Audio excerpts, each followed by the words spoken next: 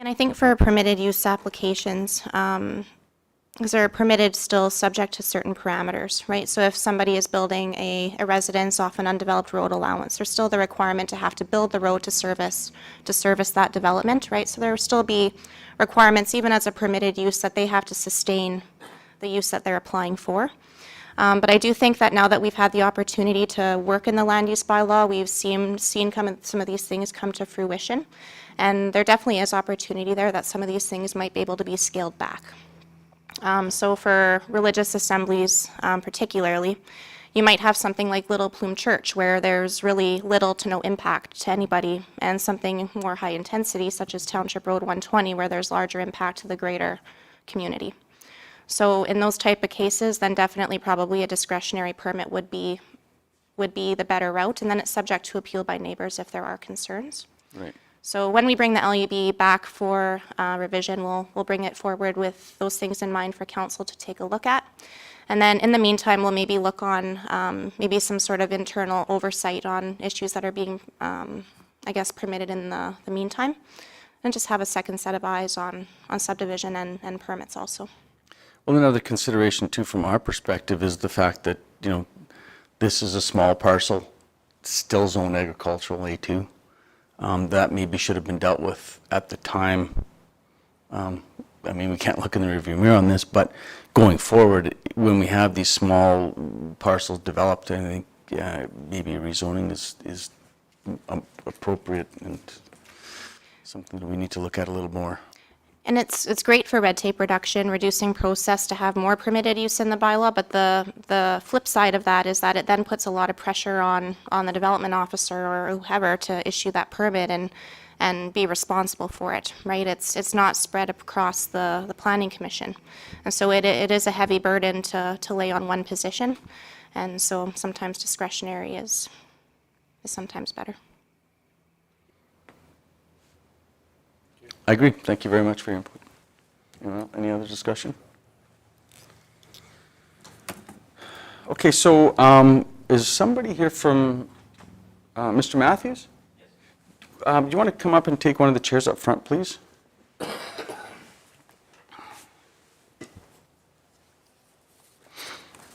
So this is development permit 23/128. In front of you, you'll notice there's a button on that, so when you're speaking, if you can just push the button and then it'll turn red, I believe, and then you can speak into it.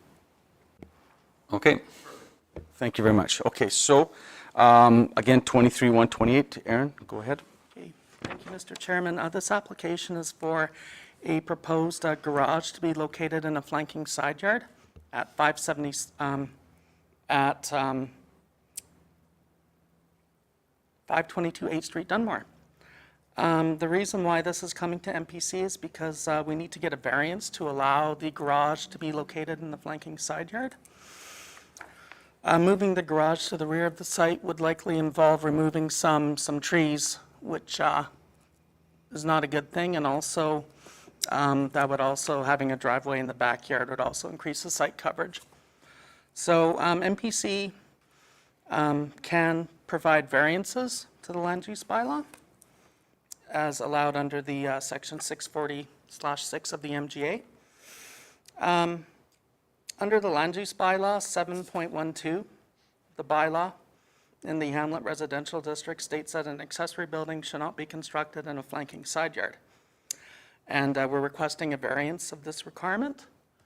This is the lot up here, and the garage is to be located towards, right there. Flanking side yard is defined in section 22.1 of the land use bylaw, means a yard extending along the full length of a corner lot measured from the road right of way to the foundation wall of the principal dwelling. So I have to admit that this site, this lot shape is probably the most unique lot that I've seen. So it's quite difficult to determine whether this is actually a flanking side yard or is this the front. I would consider it to be a flanking side yard. The proposed structure exceeds the flanking setback requirements by 1 meter for a detached garage located on an interior lot in an HR district. The proposal meets the site coverage setback and height requirements in the land use bylaw except for the proposed location. The proposed setback from the west property line fronting 8th Street is 11 feet or 3.35 meters. As I said before, moving the attached garage to a location at the rear of the property will involve removing trees. The lot has many trees that provide screening, which will lessen any perceived impacts that the detached garage may create. The total site coverage for accessory buildings, including the proposed garage, is 79 square meters, which is less than the land use bylaw maximum of 139 square meters in the Hamlet Residential District. The total site coverage of the site, including the proposed garage, is 23.4%, which is within the LUB land use bylaw maximum of 30%. The proposed variance for constructing an accessory building within the flanking side yard should be approved. The 11-foot, 3.35 meter side yard setback from the corner of the proposed garage is over 10 feet from the roadway and will not pose any impacts to site visibility for motorists on 8th Street. And I'd also note that other communities in Alberta do allow accessory buildings and flanking side yards, and they typically have a setback of 3 meters. So this is in line with best practices of other communities. And also, the lot has a really peculiar shape, as I mentioned before, and I think that's another reason why we should consider granting a variance for this site. So my recommendation would be for approval. That's option 1. And conditions that would be specific to this development permit would be approving a relaxation to section 7.1.2 of the land use bylaw, allowing an accessory structure in the flanking side yard.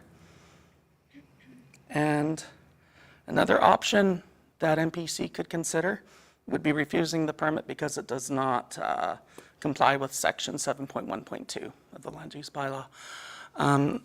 I'd like to note that this is very similar to a proposal we had last MPC. That concludes my report. Oh, and we have some photos. Okay. So here's some photos I took of the site. This is the dwelling. The proposed building site is shown here, and we're facing northeast and northwest facing. Shows the proposed building site and the private driveway from 8th Street. The next photo, again, shows the building site. In the next photo, we're facing west this time. Lots of trees there. Then we're facing northeast. This shows the driveway where it connects onto the cul-de-sac. And oh, this is a tree. And we're facing north. And that concludes my presentation. Thank you. Thank you, Aaron. Mr. Matthews, would you like to speak to your application now?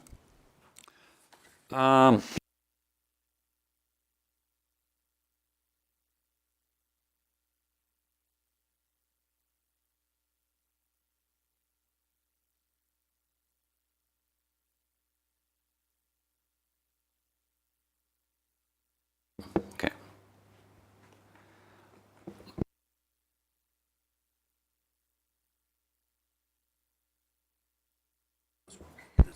Oh, okay. Thank you.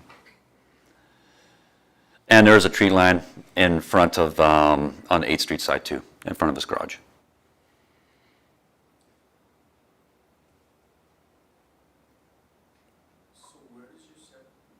So where does your septic field go then? Septic field is in the back of the, going towards the northeast on this property. So from the residence, it would be on the east side, and that's why I wouldn't be able to put a garage back there. Can you, there's a pointer, I believe, there. Can we bring up the diagram of the lot and you can show us where that septic field is? There we go.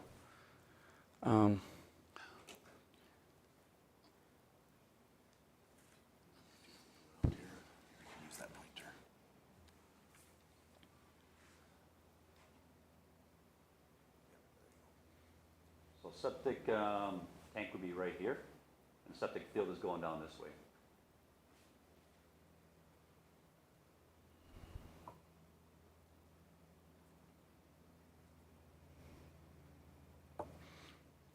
And then the, so the if So the reason you can't not put a garage to the right side there is because of the field and those trees?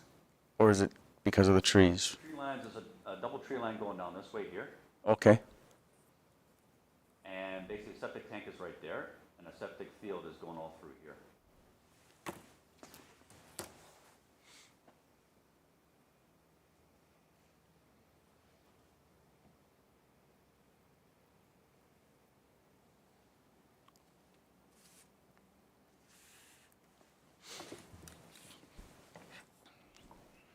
so what is the question, what does the bylaw say about garages in front of the residence instead of on a flanking side yard?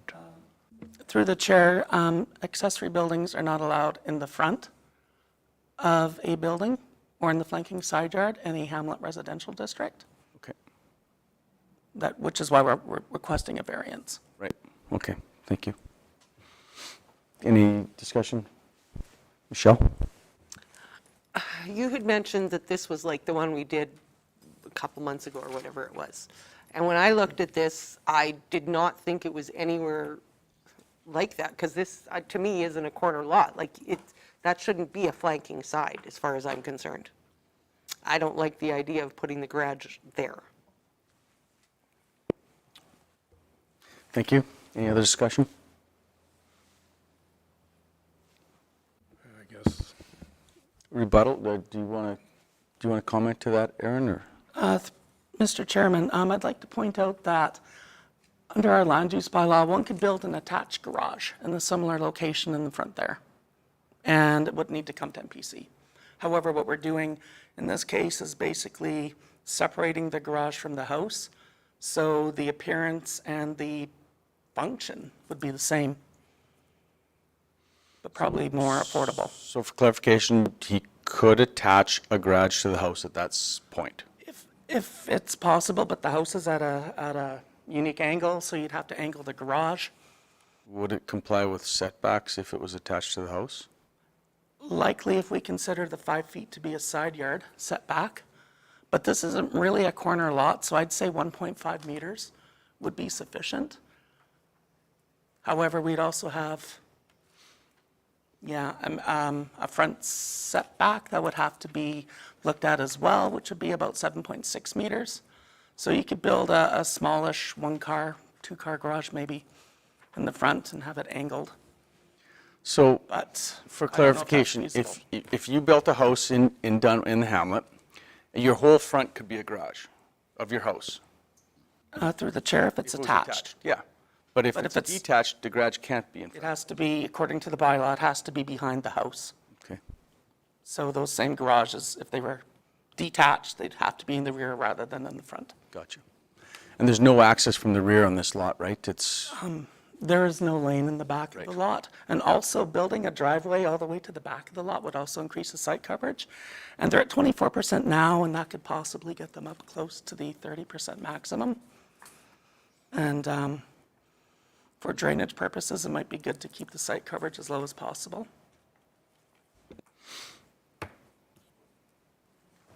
Lloyd? Do we have, I might have missed it, but do we have any other garages in the front at any of the other hamlets? Not that I can recall. Not ones that have been recent issuances. And I think one of the reasons for that is having a detached structure in the front of the yard can sometimes lead to issues amongst neighbors. So if we have somebody that's wanting to operate a welding shop out of a private building, right? So there's some parameters there that we've also put that in to protect the use of land also. Would have been one of the reasons why we don't allow those type of structures in the front. So maybe in some of the older developments, maybe that were issued in maybe the 70s, 80s, maybe there might be some, but I can't recall that we've issued within the last number of years anyways. There's a couple of locations in my neighborhood where they have it in the front. I don't know how long ago they were permitted, but it has been done. Across the road from us, we have one already. A detached garage in front of the house? Yes.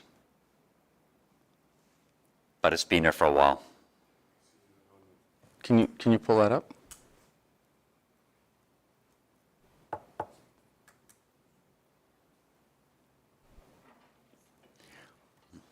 Would you be opposed to attaching it?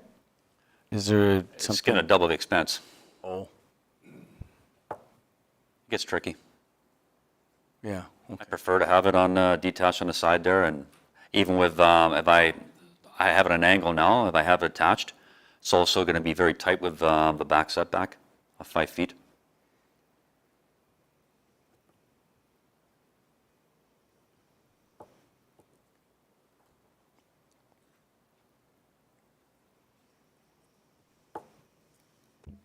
I think if we allow this, we're going to open up a can of worms that I'm not sure we'll be able to control afterwards. So there's a property, if you go north of there, it goes towards Sunrise Park. Keep going and be the first left on that street there.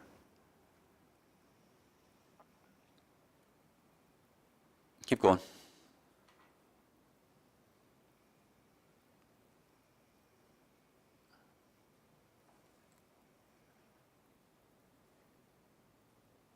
So I think it's that one right there is a detached garage.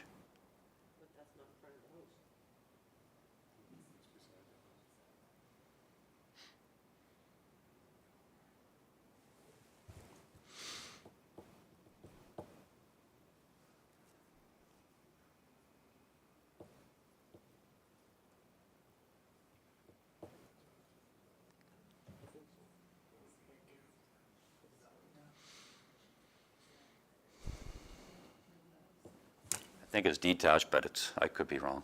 The one on the left side there.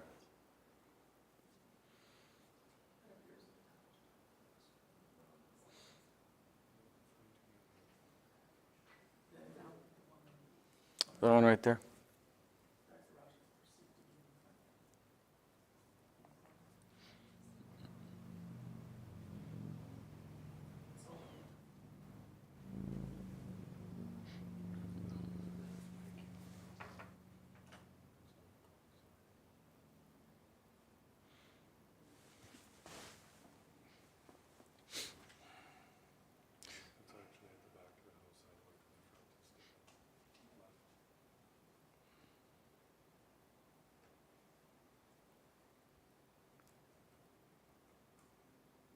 So that one in the corner there, that's.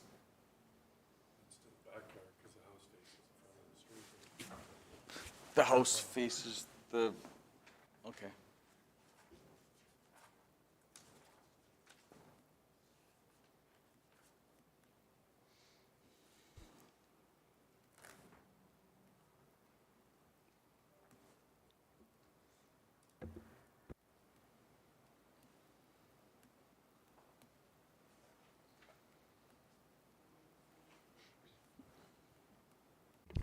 So, Mr. Chairman, if I may, just reviewing the Hamlet Residential Land Use District. So, under accessory structures, it says front and flanking side yards. Accessory buildings are not permitted to be constructed in the front or flanking side yard. So, if MPC is following the direction that's in the land use bylaw, the application should be denied based on the terminology that's in the bylaw. And if the applicant so wishes, he could make an application to the Development Appeal Board, and then the Appeal Board would have the jurisdiction to vary the land use bylaw requirements. I guess, yeah, just to show what's in the bylaw, what the direction is, and that is the direction of council through the land use bylaw, that council does not wish to see the structures in the front and flanking side. Okay, so we have two different opinions from two staff members. So what's your rationale then for, No, it's not intended to be a different opinion. It's just a kind of spin discussion on it and to help kind of give direction. okay, I understand that.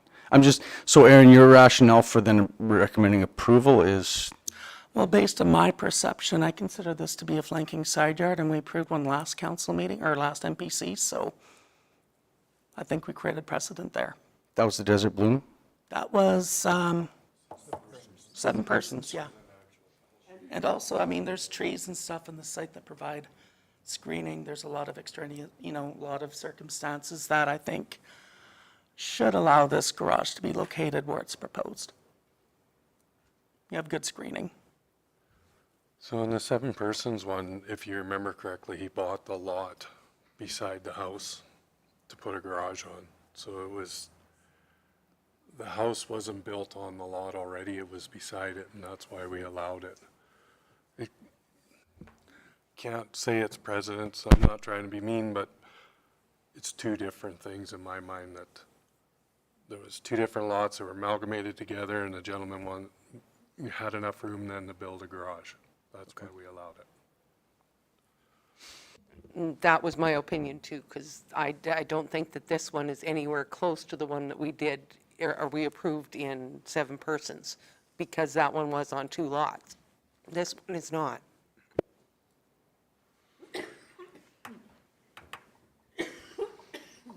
Okay. Well, going off of what Kayleen said on the land use bylaw, I would have to make I was just gonna say that, according to that, we don't have a choice.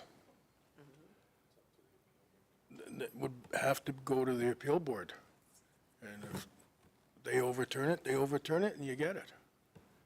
So I don't think we have a choice to refuse. When we talk about attached, could that be a breezeway just attached to the main dwelling? Or would it have to be fully associated with the residence right now, if it's attached? We need an interpretation on that from the staff. So a breezeway would work? Yeah. Well, Mr. Chairman, a breezeway would work. Okay. And then that doesn't have to come in for discretionary use? Becky? I just have a question for the attached, just for my own clarification. Is that considered a front yard line then? Because that's a 25-foot setback rather than a 10-foot. So I just want clarity if that's a front yard or a flankage yard. Are we considering that?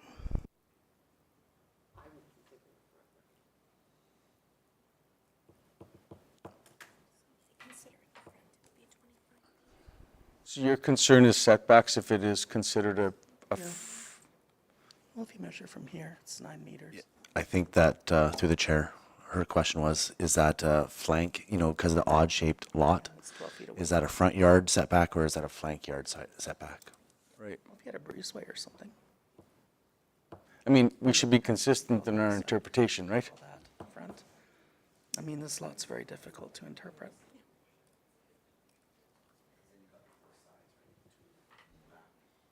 So if Mr. Matthews were to attach it with the breezeway, your concern is that the setbacks from the front might not be appropriate? Yeah, I was just looking for clarification just to make sure. I couldn't remember what that front setback was, so I just wanted, because it's a 15-foot difference, so I just wanted to make sure that I was looking for clarification. Okay. Go ahead, Kayleen. Through the chair to the applicant, I guess. And I guess in knowing how the conversation is going, there is a risk that maybe the detached building doesn't get approved. Would there be a consideration to maybe postponing today's meeting and bringing back a revised proposal that maybe considers attaching the garage to the house? Sure. We could maybe bring that back to the August meeting. You have to be in favor of postponing to a future meeting, but it would give you time to maybe look at another option. Okay, no, I would approve of that. Okay, so we don't have a motion on the floor as of yet. So for clarification, does it have to come back here if it's attached? So I think that's what we would need to weed out. We would need to identify whether it's the front setback or the flanking setback. If we consider this to be the front, then our setback is 25 feet, in which the applicant may require a setback variance anyways. And so he'd have to come back anyways, so we could maybe kind of accelerate that and just bring you back to the August meeting. Right, as long as we're not leading him down the wrong road. I mean, I don't want you to postpone for a month and then we come back and say, no setback Yeah, relaxation, and then you're back at the same place you are today. I guess what I'm mostly confused about is what is my front? Like I can face the court side or the street side. What is my What front? is your defined front, right? Yeah, that's what I'm not sure about here today. Like is it defined by where your front door is, what side, or because you could interpret two different ways here. Where is Just your because of the front unique door on shape the- of the lot. So your two options today are, I guess, to accept a motion. We don't know what that motion's going to be, but we have a feeling, and then go the appeal route if it's defeated, or postpone and try and work something out that's going to be more appealing, perhaps, to the planning commission. Which are you in favor of the latter? Yeah, Okay, all right. I would postpone. Okay, so Lloyd wants to make a motion? Okay, so Lloyd moves postponement of 23/128, and we will consider that then next meeting. So hopefully we can work something out that's going to be it. Sounds good. Yeah. Okay, thank you very much for your time. Oh, let's have a vote. All those in favor of postponing 23/128? Carried. All right, so the decision has been postponed. Okay, thank you.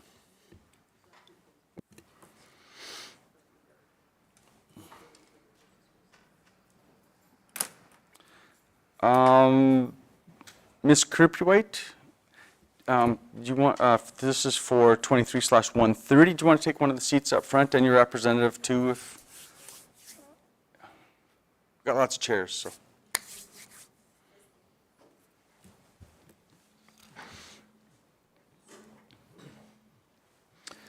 Okay, so this is development application 23/130. Alicia Kirpwhite and DAS Developers. Go ahead, Aaron.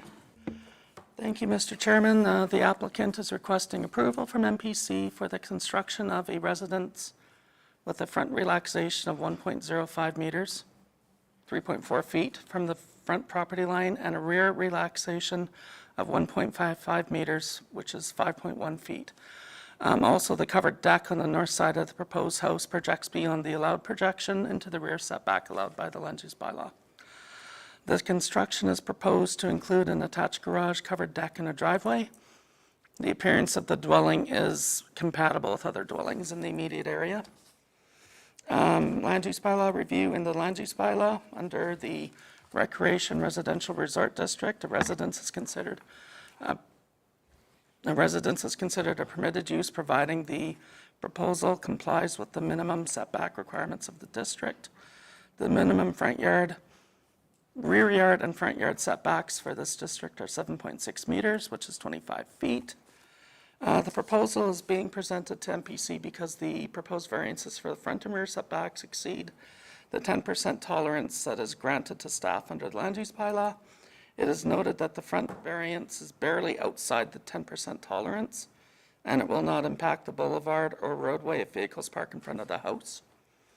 The variances to the rear setback occur in the south corner of the proposed property, only and face open space to the rear of the lot, and adjacent residents will not be impacted by that. The covered rear deck on the north side of the proposed house projects 0.42 meters, 1.4 feet beyond the allowed projection of 1.5 meters into the rear setback. The total site coverage is proposed to be 47%, and that site coverage was approved by the developer's engineer and meets the 10% land use bylaw tolerance for site coverage in the RRR district. My recommendation is approval, subject to the conditions in the report. And the development permit specific conditions would be 16, which approves the front setback, 17, which approves the rear setback variance, and 13 would approve the projection variance. So on the screen, we do have a drawing, and I marked it up showing the little tiny triangles where there's variances being proposed. And as we can see from the drawing on the screen, they're quite minimal, very minimal. So there's a wee one in the front, little one in the back there on the deck, projecting into the rear setback, and that little triangle on the south side. That, to me, I don't know, to me, it's pretty minor. So let's see, do we have any other photos? Yeah, so here's some photos I took of the site. This shows the adjacent house to the northwest, And this shows the adjacent house to the south. The lot is basically a typical vacant lot in Desert Bloom. So here we're looking east. So yeah, that's looking into the cul-de-sac from the back of the lot. This is looking north again. This is looking northwest. As I said before, the house backs onto open space. Then here, southwest, we have a nice view of the airport. And facing west, yeah, another view of the open space behind the lot. And Mr. Chairman, that concludes my presentation. Thank you. Thank you. Does the applicant wish to speak to this application at this time? At the end of the day, our clients want their dream home. And with these little bit of variances, we were just hoping you guys would be okay with it as well. And we tried to stick in the parameters of other homes that have been approved as well in Desert Bloom. Okay. Thank you. Any discussion from the Planning Commission?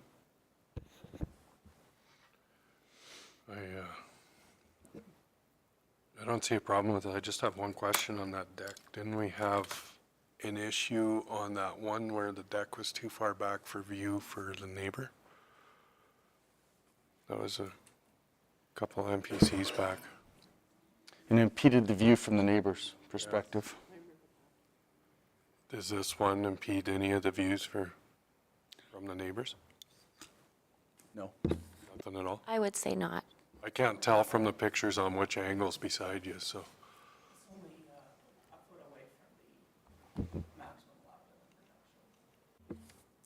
So this doesn't make this really anomalous in the area? Mr. Chairman, based on the shape of the lot and other things, I don't really think this would be out of place in this subdivision. A 1-foot variance to the projection, I doubt would be very noticeable to adjacent property owners. I guess they have time to appeal if it is, so if we can't see it on here from the neighbors.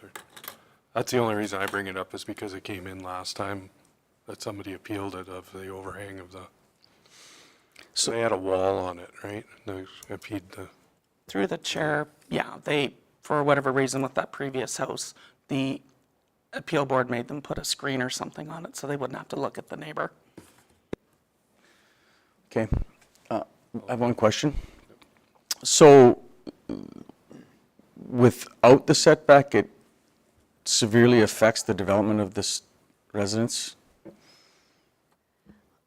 When we plan these homes, we put, we draw a deck a certain width and length, and you set your table on there and how you're gonna walk around behind each chair when it's on the deck, and just those little extra details just make it that much better. So, I mean, it can be decreased, but hoping for the best case scenario for them.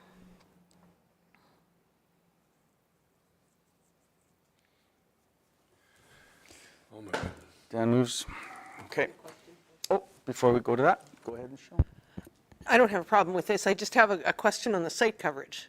You just said that the 30% is the max, and this one is at 47. Is it different in Desert Bloom? Through the chair in Desert Bloom, it's 45%, so they're about 2% over. And the engineer said it was okay, and it's within my 10% variance. That answers my question. Thank you very much. So we have setbacks and site coverage that are part of this. I think the setbacks would be the main.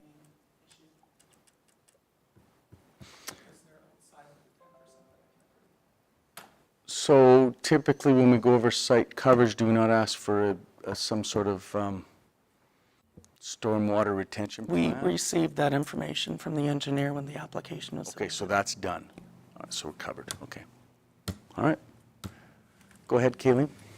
So just some clarification on this phase of Desert Bloom specifically. So our land use bylaw requirements are still 45%. However, in this phase of Desert Bloom, the engineer designed the phase up to 60%. So the lot capacity is 60%, but our land use bylaw is still 45 to keep it consistent across all the phases. So that's where we'll see some of the overages come in on some of these newer lots. They're built at a higher capacity for storm, So expect 60 soon? potentially. And then there has been some. No, we'll go past that. We'll expect 65. There has been some with the higher site coverage, but that is the reason, is that the engineer designed it with a higher capacity. Awesome. Okay. Nice to know me. That makes our life a lot easier, doesn't it? Okay. All right, so Dan moves approval of 23/130 with conditions as presented. All those in favor? Carried. So your development permit has been approved, subject to the meeting conditions which were previously discussed. The county will mail you a copy of your development permit. Since this is a discretionary use, there's a 3-week appeal period that the public may appeal the issuance of this permit. The development permit will be advertised in Cypress Courier newspaper for a duration of 3 consecutive weeks. If no appeal is filed within that time, the development permit will become valid.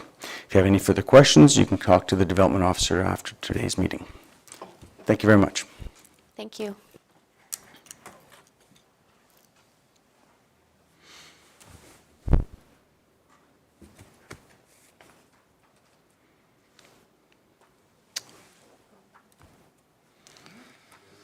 I would imagine this is for the planner's report, eh? Oh, okay. So we have to step back one moment in the agenda because we had, I think our new direction is to, we need a motion for the viewings. Is that not correct? Yes. So we were discussing the viewings before we had the considerations on the table. Is there any more discussion regarding the viewings? Okay, I'll accept the motion. Michelle moves approval of the development applications for viewing as presented. All those in favor? Carried.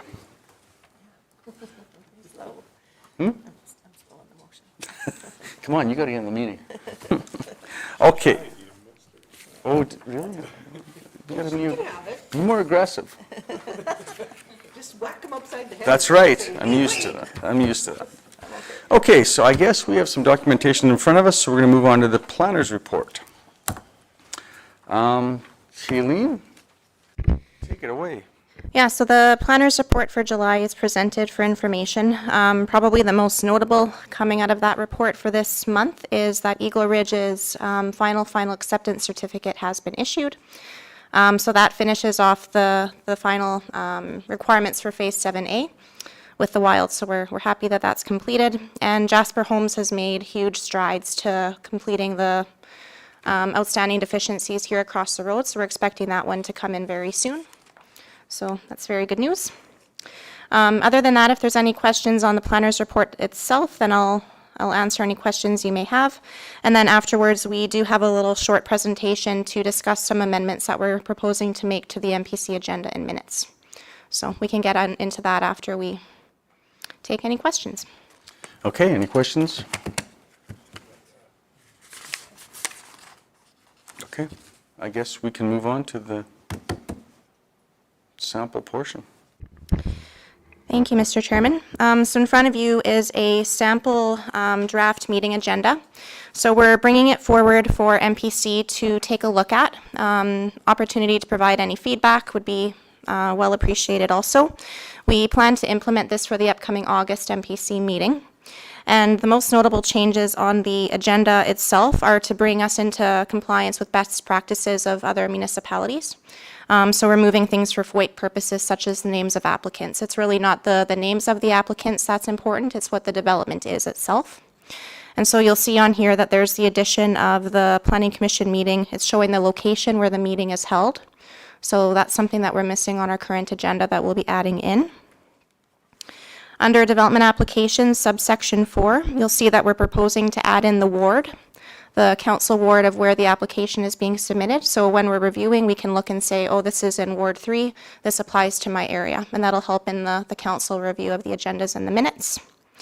And it's showing what the proposal is. So if we look at 4.1, the proposal is to construct a shop. It's a discretionary use with a variance request. So it's really giving you kind of an overall understanding of what the development is, whereas right now we're just including the name, and there's really no information about what the use and the development is for. So for FOIP reasons and also for the readability of the public, we think that this is a better way to portray things. The other thing that you'll notice is missing is subsection 4 of our current agenda. We have the development applications for viewing. There's a fly going around here. And so what we're proposing to do is to take the for viewing applications directly out of the agenda, and they'll come under my planner's report. And so you'll just be making one motion to accept the planner's report, and that's where you'll find that information. So what Ingrid has done is she's also done up a draft set of meeting minutes. So similar, it'll be under section 4.1. It'll review the ward, construct a shop, discretionary use.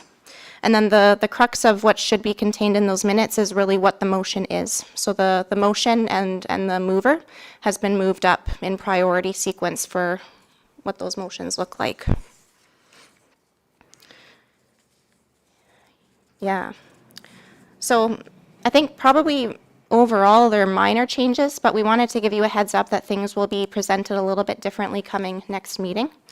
And like I say, if there's anything on there that's kind of sticking out to you as a sore thumb, please give us your feedback and we'll take a look at it.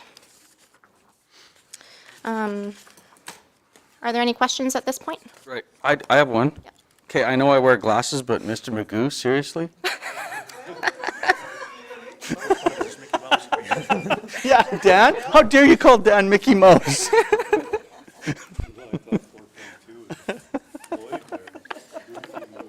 Goofies. Can we have those names added to ours?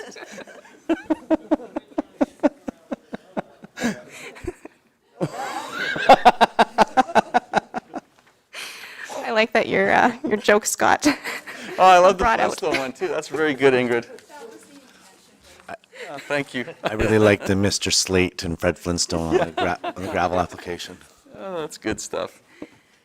Oh, that's too funny. So yeah, I think that's really the summary of the changes. Okay, looks good. So if there's any comments, concerns, questions, please bring them forward. So now, just for one clarification, so you said due to FOIP, you're not going to have the owner applicant on the minutes, but it'll be still within the application, right? Because I Yeah. see it's still in the application. So it's just removed from the minutes, so people viewing from the outside won't see who the applicant is? Without looking in the agenda, yeah. Okay. So they could go to the face of the agenda will only have the application and what the use is applied for. And as they scroll through the agenda, you'll of course come to the application package, which contains all of the landowner information on there. But really, if people are looking at the Planning Commission minutes, they should be looking for what was the use that was approved? Am I affected by it? Not necessarily who is the applicant, right? Good point. Yeah. Sometimes that's the most important consideration for some people, I think. So the information is still accessible, it's just going to be portrayed a little bit differently is all. Okay, cool. Good. I like it. And it might be something that's a work in progress. I mean, we'll bring forward the changes for August, and as we go, if there's minor tweaks we need to make, we'll do that.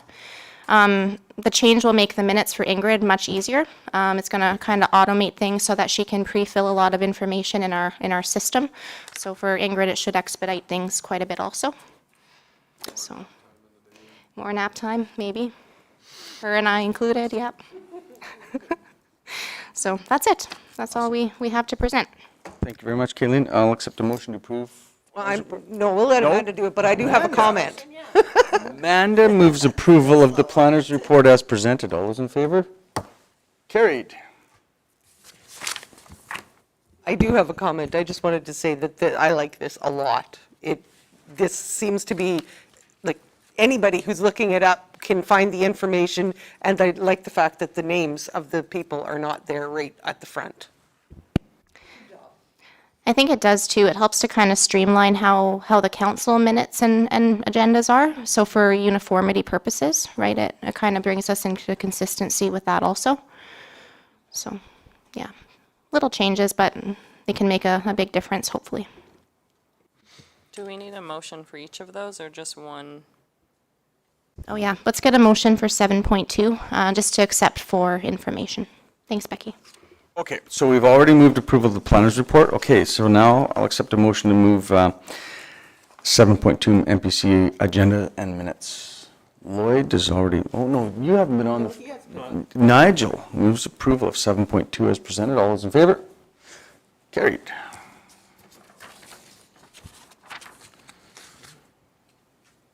Next meeting, August 8th. Will everybody be here for August? I most likely won't be. You won't? Yeah, it's probably gonna be our vacation time, I think.